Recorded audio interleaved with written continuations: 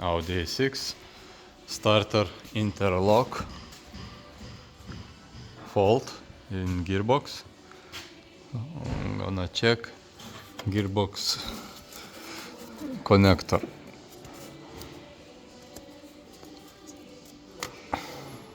Oh la la, finito.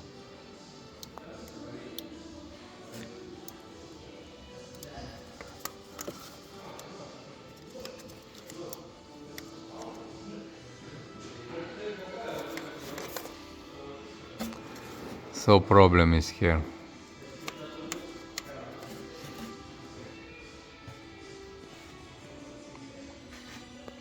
Must change connector and maybe look how looks pin.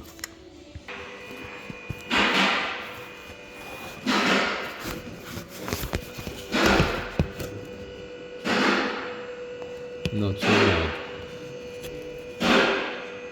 Just clean and that's it. But connector must change.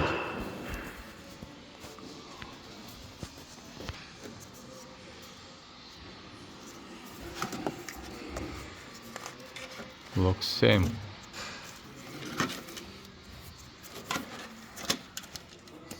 Yes. So little job.